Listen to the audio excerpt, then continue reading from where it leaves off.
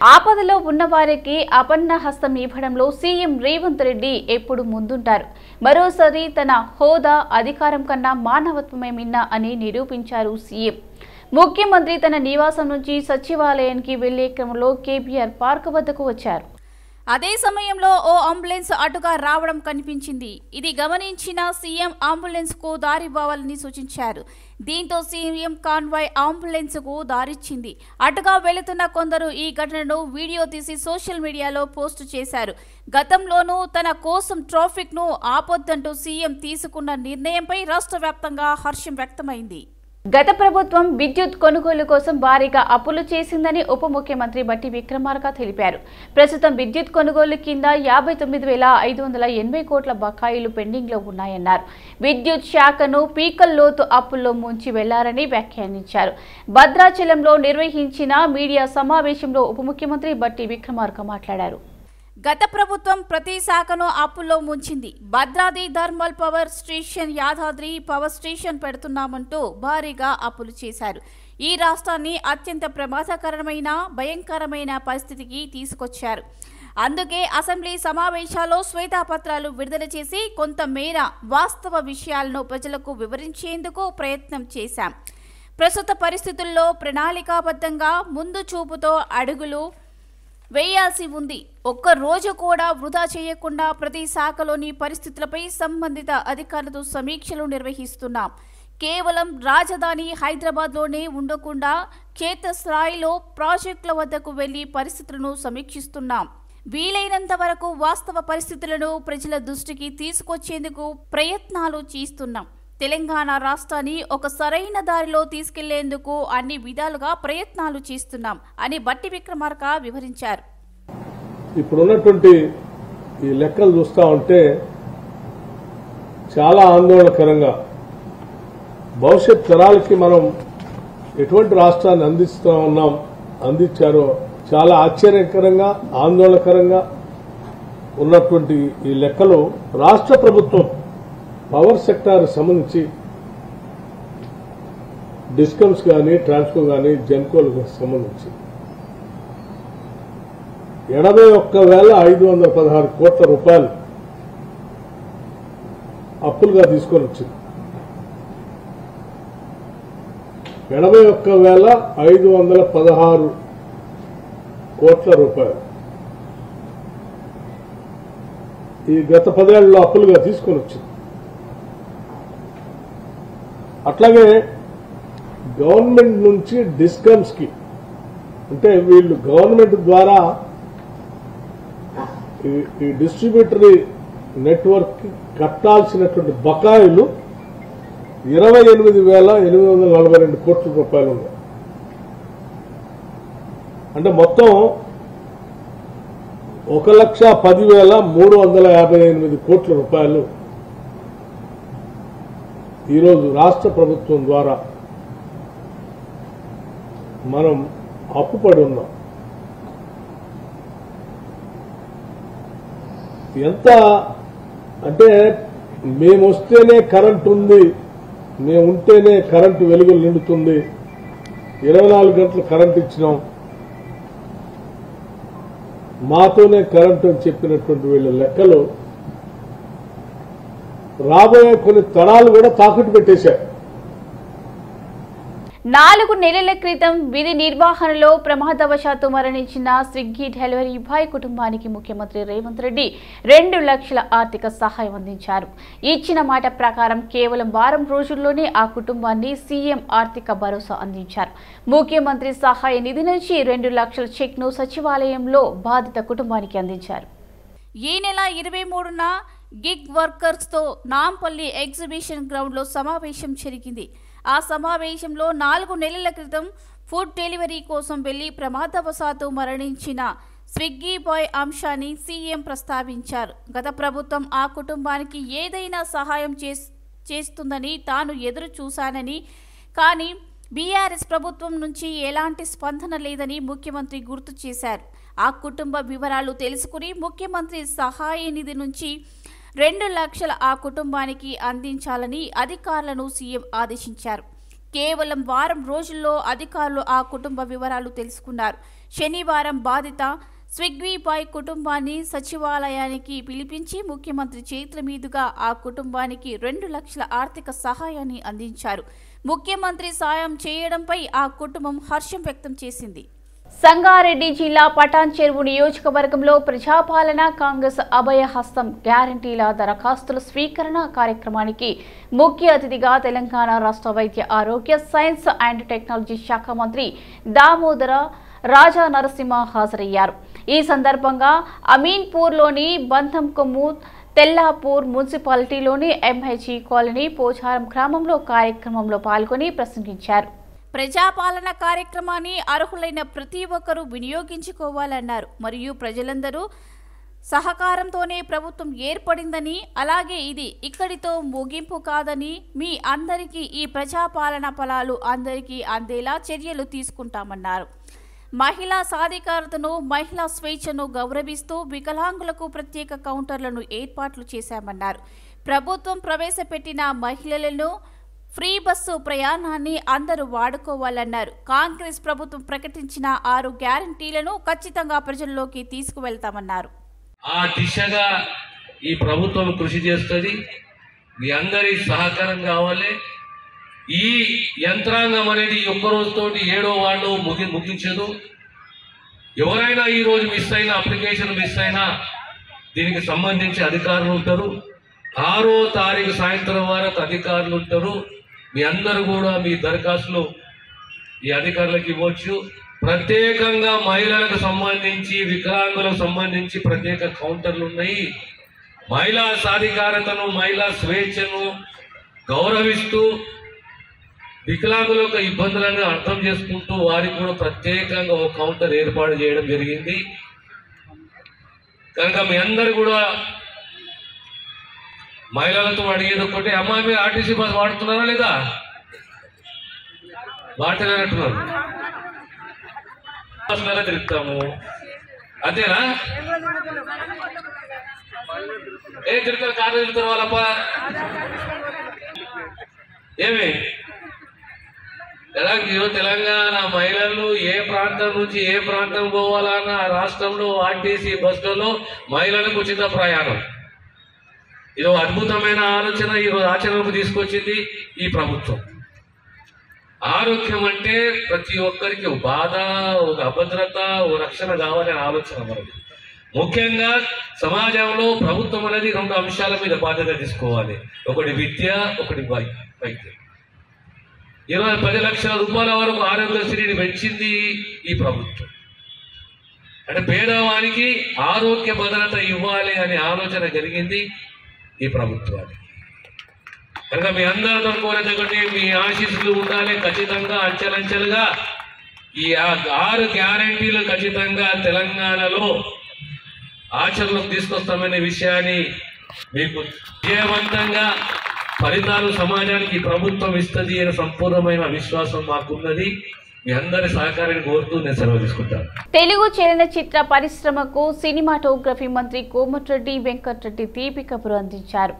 ఇన్నాళ్ళు నంది పురస్కారాలకు దూరమైన నటీనటులకు 2024 ఉగాది నుంచి ఆ అవార్డులను ఇస్తామని అధికారికంగా ప్రకటించారు. చిత్ర పరిశ్రమను సత్కరిస్తే ప్రభుత్వానికి మంచి పేరు వస్తుందని ఆయన పేర్కొన్నారు. ప్రముఖ సీనియర్ నటుడు మురళీమోహన్ 50 ఏళ్ల సినీ ప్రస్తావాన్ని పురస్కరించుకుని హైదరాబాద్లోని ఓ హోటల్లో వీబీ ఎంటర్టైన్మెంట్ సంస్థ ప్రత్యేకంగా వేడుకలను నిర్వహించింది. ఆ వేడుకలకు కోమటిరెడ్డి వెంకటరెడ్డి ముఖ్య అతిథిగా హాజరయ్యారు. ఈ సందర్భంగా మురళీమోహన్ను నరసింహ చక్రవర్తి బిరుదుతో సత్కరించి ఆయన వ్యక్తిత్వాన్ని ప్రశంసించారు. రాష్ట్ర విభజన తర్వాత నంది అవార్డుల ప్రస్తావనే లేకుండా పోయిందని మురళీమోహన్ మంత్రి కోమటిరెడ్డి దృష్టికి తీసుకెళ్లగా స్పందించిన మంత్రి కోమటిరెడ్డి వెంకటరెడ్డి త్వరలోనే సినీ పెద్దలను ముఖ్యమంత్రి వద్దకు ఆహ్వానించి అవార్డుల విషయంపై చర్చిస్తామని తెలిపారు. తెలంగాణలో చూసుకుంటే కేసీఆర్ గారు టైంలో సింహ అవార్డ్స్ అని పెడతాం, నంది అవార్డ్స్ వాళ్ళు ఇస్తున్నారు కాబట్టి అంతం జరిగింది. అనంతం వరకే జరిగింది కానీ అసలు జరగల. జగన్మోహన్ రెడ్డి గారు ప్రభుత్వం వచ్చిన తర్వాత కూడా ఈ 5 ఏళ్లలో కూడా ఇవ్వలేదు. మీ హయాంలో ఖచ్చితంగా జరుగుతుంది. మీరు వెళ్ళి ముఖ్యమంత్రి రేవంత్ రెడ్డి గారికి కూడా చెప్పి వారిని కూడా ఒప్పించి మీరు తప్పకుండా కన్సిడర్ చేయాలి సార్. ప్రభుత్వం అవార్డే. గతంలో అయితే ఫిల్మ్ఫేర్ అవార్డ్స్ బాంబేలో వాళ్ళు కూడా చాలా బాగా ఇస్తారు, ఇప్పటికీ కూడా కంటిన్యూ చేస్తారు. రామోజీరావు గారు కూడా సితారా అని మ్యాగజైన్ వచ్చేది, సితారా అవార్డ్స్ అని ఆయన కొన్ని సంవత్సరాలు. సినిమా, టీవీ, నాటకాలు ఈ 3 రంగాలకి ప్రభుత్వం తరఫు నుంచి అవార్డులు ఇస్తే కళాకారులందరూ కూడా చాలా ఆనందపడతారని విన్నవించుకుంటూ, మీరు మాకు టైం అపాయింట్మెంట్ మీరు ఇవ్వండి, మేము వస్తాం. మురళీమోహన్ గారు అలాగే ఎందుకు పోవాలని నాకు అనిపిస్తుంది. నా యొక్క అదృష్టం వారిని సన్మానించడం. అంత మంచి వ్యక్తిత్వం కలిగిన వ్యక్తి, అది రాజకీయాలైనా, సినిమా యాక్టింగ్ అయినా, బిజినెస్ అయినా, రియల్ జీవితంలో కూడా మనందరం కూడా రోల్ మోడల్ గా తీసుకునే వ్యక్తి కాబట్టి వారిని నిన్న 100 కాదు ఇంకా 5 సంవత్సరాలు కూడా ఎక్కువ బతకాలని చిన్న ఆర్టిస్టులకు కానీ, చిన్న ప్రొడ్యూసర్స్ కానీ నా పూర్తి సహకారం ఉంటుందని చెప్పి మీ అందరికీ మాత్రం హామీ ఇస్తున్నాను. తప్పకుండా వచ్చే వారమే కొత్త సంవత్సరంలో మీరు కూడా రండి పెద్దలు, మీతో పాటు మీ ఇంపార్టెంట్ పర్సన్ రండి. మేము సత్కరిస్తే మా ప్రభుత్వానికి కూడా తప్పకుండా పేరు వస్తుంది. డెఫినెట్ గా మీకు అష్యూరెన్స్ ఇస్తున్నాను.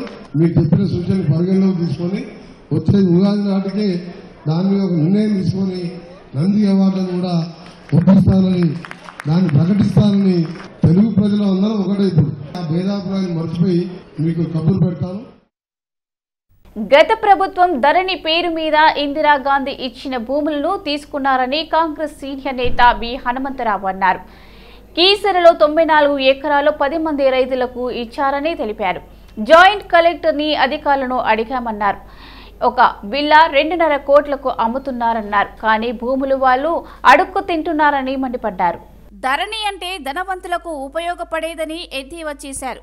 కోర్టులో కేసు ఉన్నప్పుడు హుందా లేని అవుట్కి అనుమతి ఎలా ఇస్తుందని ప్రశ్నించారు. ఇప్పుడు ఆ భూమి విలువ 500 కోట్లు అని స్పష్టం చేశారు. దీనిపై మంత్రి పొంగులేటి శ్రీనివాసరెడ్డికి లేఖ ఇచ్చారని తెలిపారు. ధరణి ద్వారా వాళ్ల భూములు లాక్కున్నారని చెప్పారన్నారు. ఇందిరాగాంధీ ఇచ్చిన భూములు తిరిగి పెద్దలకే వచ్చేలా చేస్తామని ఖమ్మం సభలో రాహుల్ గాంధీ హామీ ఇచ్చారని గుర్తు చేశారు. ధరణి అనే పేరు మీద ఏ ఇందిరాగాంధీ అయితే 1981లో భూ సంస్కరణ అమలు చేసి ఎవరెవరి దగ్గర అయితే 1000 ఎకరాలు 500 ఎకరాలు ఉన్నటువంటి వారి అందరి దగ్గరికి భూములు తీసుకొని బడుగు బలైన వర్గాలకు ఇచ్చింది. అదేవిధంగా కీసర దాయరులో ఆ రోజులలో 96 ఎకరాలు 94 ఎకరాలు 10 మంది రైతులకు, అందులో మాదిగ కులం వారికి. కానీ 1983లో ఒక హరిజన్ చనిపోయాడు రైతు. ఆ తర్వాత 88లో ఇంకో అతను చనిపోయాడు. ఆ తర్వాత ఎప్పుడైతే ఔటర్ రింగ్ రోడ్ వచ్చిందో వీళ్ళ ఆశ పెరిగి దొంగ సంతకాలు చేసి 1997లో దొంగ సంతకాలు 2 పెట్టి మిగతా వాళ్ళకి కూడా సంతకాలు పెట్టేసి హైకోర్టులో ఆర్డర్ తెచ్చుకున్నారు. 97లో వేసి 2000 వచ్చే లోపల వాళ్ళకి ఆర్డర్ వస్తే రెవెన్యూ డిపార్ట్మెంట్ను మేనేజ్ చేసుకొని ఆనాడు కోర్టులో కేసు నడుస్తుంది. వీళ్ళకి తెలియలేదు 2001 దాకా పానీల వీళ్ళ పేర్లే ఉన్నాయి. ఆ తర్వాత కొత్తగా పేర్లు వస్తే అప్పుడు జాయింట్ కలెక్టర్ దగ్గరికి నేను పోయాను. ఒక్కసారి కాదు 7 సార్లు పోయా. కీసర దారి ధర్నా చేశా. జాయింట్ కలెక్టర్ని అడిగిన ఏమిటంది ఇది అన్యాయము, ఇందిరాగాంధీ ఇచ్చిన భూములు కూడా మళ్ళా దొరలకు ఎట్లా పోయిందంటే అది నిజమే సార్ మేము ఆలోచన చేస్తున్నామని చెప్పి ఆఖరిలా అక్కడ ఉన్నటువంటి ఆర్డీఓ ఇవన్నీ పేర్లు ఉన్నాయి, పూర్తి లిస్ట్ ఇస్తా నేను. ఆర్డీఓ ఎంఆర్ఓలను మేనేజ్ చేసుకొని వాళ్ళ పేర్లు ఎక్కించడం జరిగింది. ఆ తర్వాత పాపం కోర్టులో తిరుగుతూనే ఉన్నారు, లోయర్ కోర్టు హైకోర్టులో. కానీ విచిత్రం ఏమిటంటే ఒక పక్క స్టేటస్కో మెయింటైన్ చేయమని కోర్టు చెప్పినా ఆ స్టేటస్కో పక్కకు పెట్టేసి ఏది పానీలలో వాళ్ళ పేర్లే. అన్నిటికంటే విచిత్రమైన ఆయన రాగి కృష్ణారెడ్డి ఎంత తెలివిగలోడో చూడండి.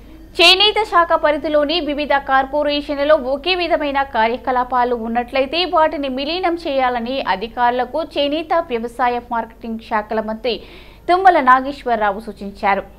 టెస్కో, గోల్కొండ హ్యాండీక్రాఫ్ట్స్, చేనేత, పవర్ లూమ్, టెక్స్టైల్, హ్యాండ్లూమ్ల విలీనం పరిశీలించాలని యంత్రాంగానికి సూచించారు.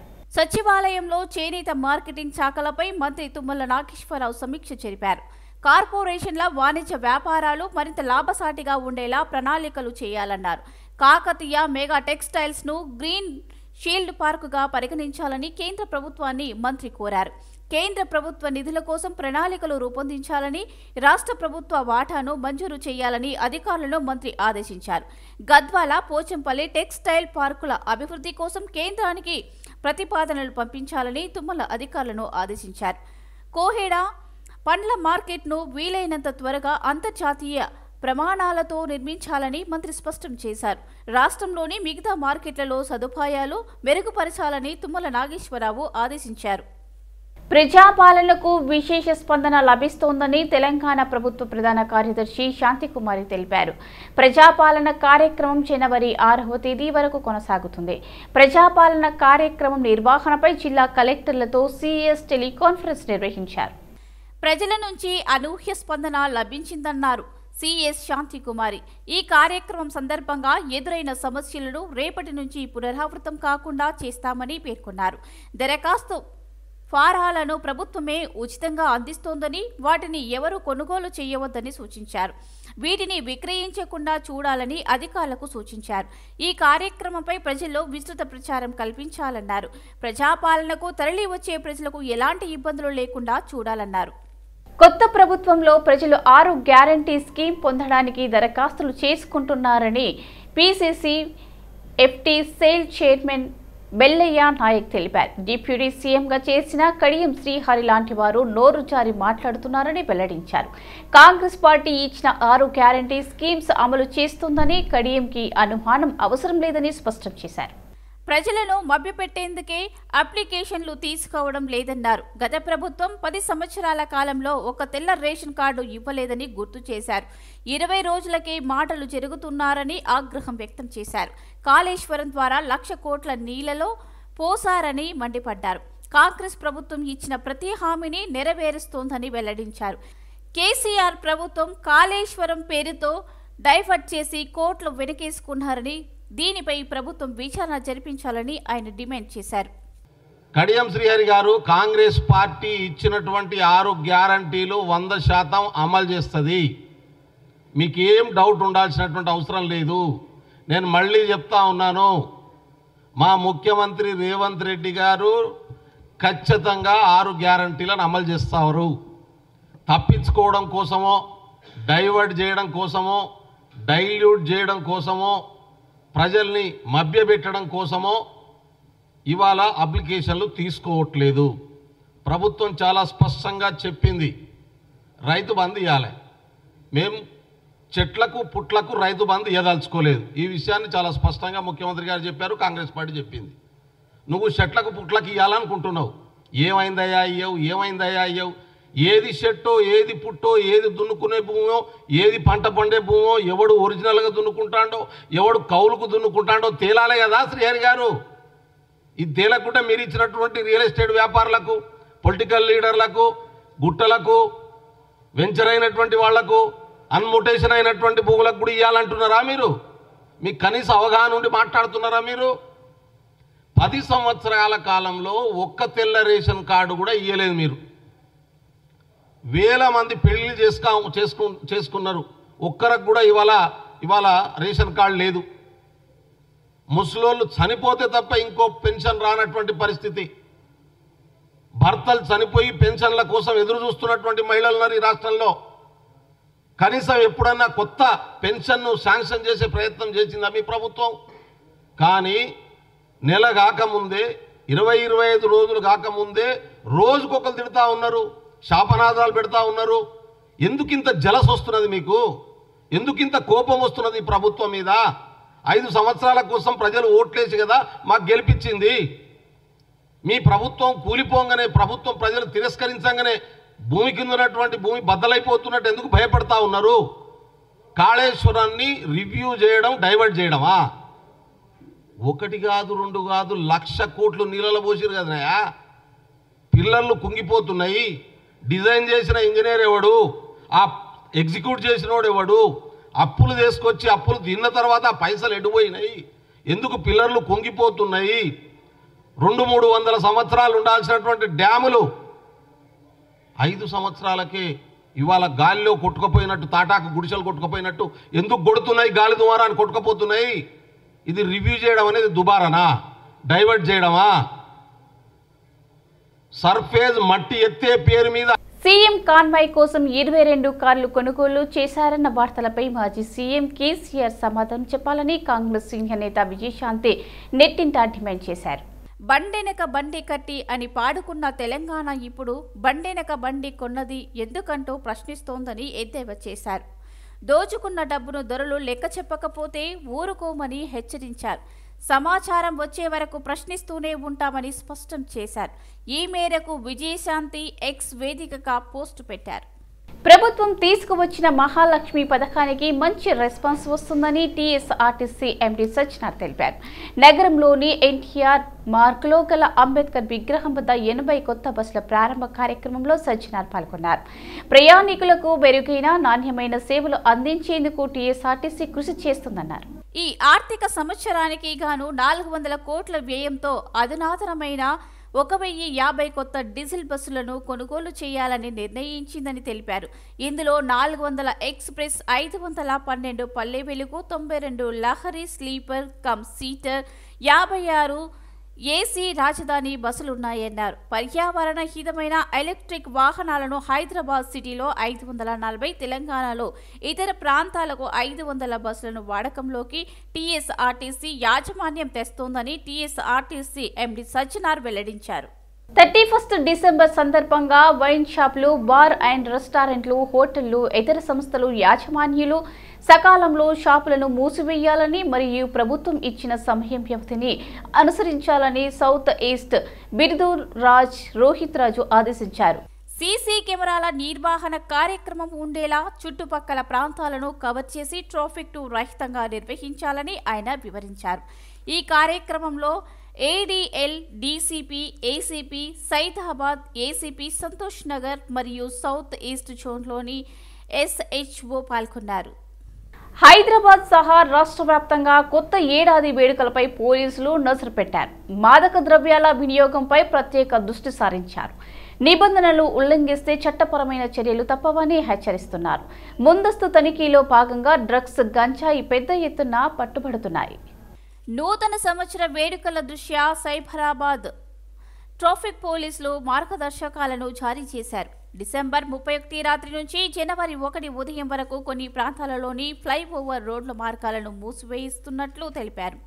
Nehru outer ring road, PV express వేపై రాత్రి 10 గంటల నుంచి ఉదయం 5 గంటల వరకు విమానాశ్రమం వెళ్లే వాహనాలకు తప్ప ఇతర లైట్ మోటార్ వాహనాలకు అనుమతి లేదని చెప్పారు.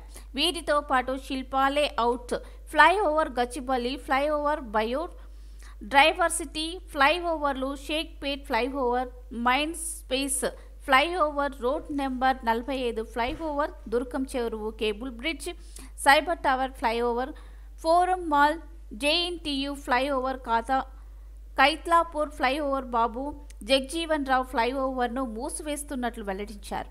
తెలంగాణ ఇంటర్మీడియట్ బోర్డు కీలక ప్రకటన చేసింది. ఇంటర్ పరీక్ష ఫీజు గడువు తేదీని జనవరి 3 వరకు పొడిగిస్తున్నట్లు తెలిపింది. 2500 అపరాధ రుసుముతో విద్యార్థులు ఫీజు చెల్లించవచ్చని స్పష్టం చేసింది.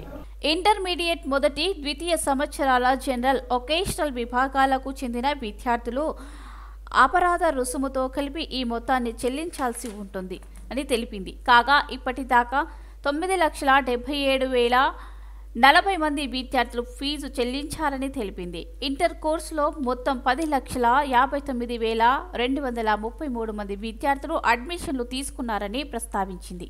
ఉత్తరాఖండ్లోని కాశీపూర్ నుంచి హైదరాబాద్కు సరఫరా అయిన నకిలీ ఔషధాలను రాష్ట్ర డ్రగ్ కంట్రోలర్ అడ్మినిస్ట్రేట్ అధికారులు స్వాధీనం చేసుకున్నారు.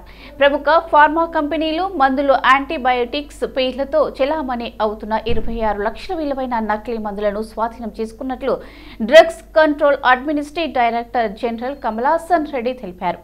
ఉత్తరాఖండ్లోని కాశీపూర్ నుంచి హైదరాబాద్కు ట్రాక్ అండ్ కొరియన్ సంస్థ ద్వారా నకిలీ మందులు వస్తున్నట్లు డ్రగ్స్ కంట్రోలర్ అధికారులు గుర్తించారు. దిల్సుఖ్ నగర్, ఉప్పల్లోని కొరియర్ కార్యాలయంపై నిఘా ఉంచారు.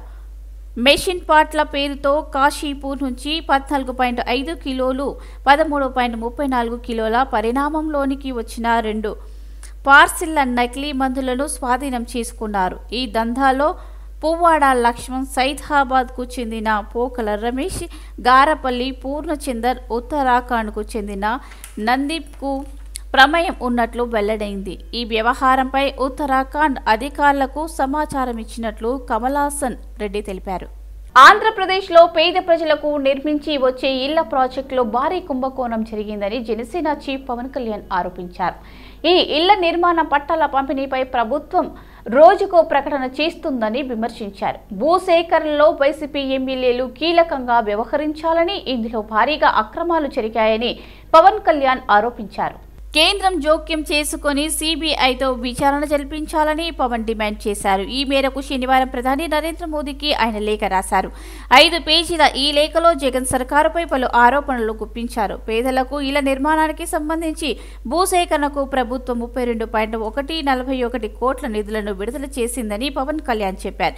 ప్రభుత్వం చేపట్టిన భూసేకరణలో అధికార పార్టీ ఎమ్మెల్యేలు కీలకంగా వ్యవహరించారని చెప్పారు.